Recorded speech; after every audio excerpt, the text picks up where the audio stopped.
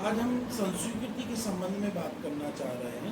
आपराधिक विधि में जो संस्वीकृति होती है वो दंड प्रक्रिया संहिता में 164 में बताई गई है। जो न्यायिक संस्वीकृति होती है, न्यायिक संस्वीकृति मतलब जिसमें कोई भी मजिस्ट्रेट उस संस्वीकृति को कर सकता है। कोई अभियुक्त व्यक्ति है अपने अपराध को स्वीकार कर सकता है और बता सकता है कि मैंने अपराध किया है।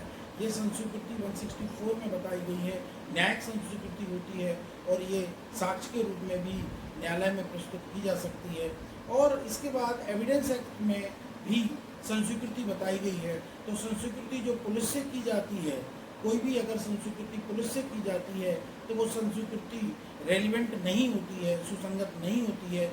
लेकिन अगर पुलिस की अभिरक्षा में कोई संस्वीकृति की जाती है, पुलिस की अभिरक्षा में है व्यक्ति, और लेकिन अगर न्यायाधीश की उपस्थिति है, न्यायालय के अंतर्गत है और न्यायाधीश की साक्षात उपस्थिति अगर वहाँ पर होती है तो फिर वो संस्वीकृति रेलिवेंट मानी जाती है। तो अर्थात केवल पुलिस अगर है तो कोई भी तथ्य को सुसंगत नहीं माना जाता है, रेलिवेंट नहीं माना जाता है।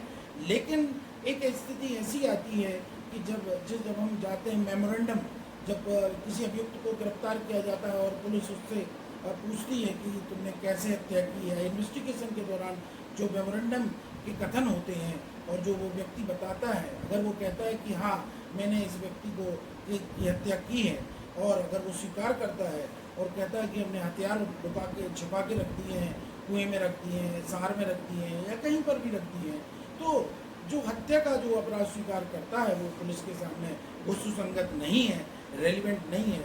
लेकिन जो हथियार जब्त किए जाते हैं, वस्तुएं जब्त की जाती हैं उसके बताए अनुसार, तो वो रेलिवेंट मानी जाती हैं और सुसंगत मानी जाती हैं।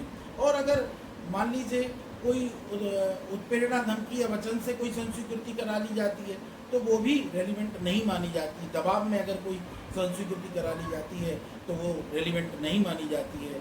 और इसके बाद अगर कोई प्रवंचना के उपायों द्वारा, गुप्त रखने के वचन द्वारा, जैसे बोल देते हैं कि ठीक है अच्छा तुम हमें सत्य बता दो, हम किसी को नहीं बताएंगे, और अगर वो कोई बात बता देता है या किसी भी तरह से नशे की हालत में भी कोई बात बता देता है तो उस संस्वीकृति को भी रेलिवेंट माना जाता है, सुसंगत माना जाता है, केवल इस आधार पर कि वो प्रवंचना या गुप्त रखने के वचन द्वारा प्राप्त की गई है कि सुसंगत नहीं मानी जाएगी, ऐसा नहीं होगा, उसको सुसंगत माना जाता है।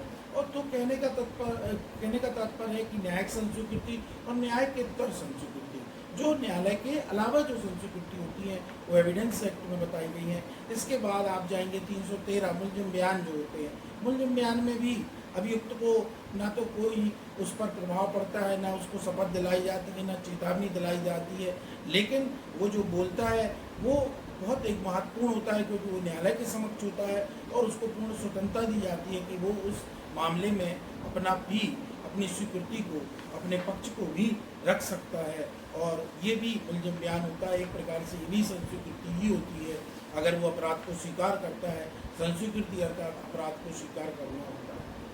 धन्यवाद।